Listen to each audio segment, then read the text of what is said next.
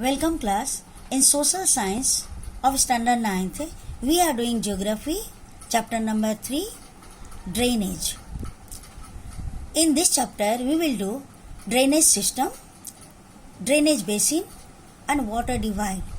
The term drainage describes the river system of an area. The area drained by a single river system is called a drainage basin. For example, the Ganga basin, the Brahmaputra basin.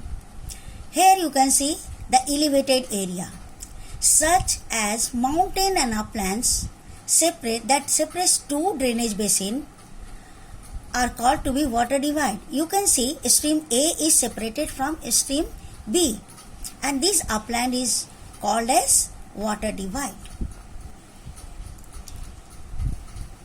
Here another figure is here which clarifies the drainage basin, the area drained by a river and its tributaries. Here tributaries, you can see these are the tributaries which meet with the big river. They make the drainage basin and at last the river mouth become.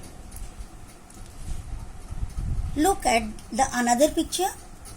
Here I will clarify you the journey of a river. This is the source where a river originates.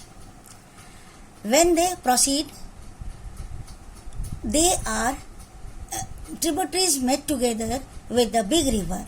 So many tributaries, smaller rivers or stream that flow into a big river, they are called to be the tributaries. जब छोटी छोटी नदियाँ आकर के बड़ी नदी से मिले, उसी तरह से distributaries जब छोटी छोटे stream बड़ी नदी से निकल जाए, a branch of main river that flows out from it. This is called distributaries. Now, during their course, they also make flood plain, flat land along the river that is prone to flooding. Here you can see. They also make in their course Oxbow Lake and confluence, where two river water bodies meet.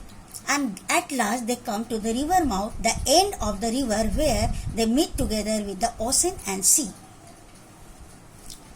Now, what about India's drainage system? India's drainage system is mostly controlled by the broad relief feature, and that's why we have categorized it as the Himalayan rivers and the Peninsular rivers. They are different from each other.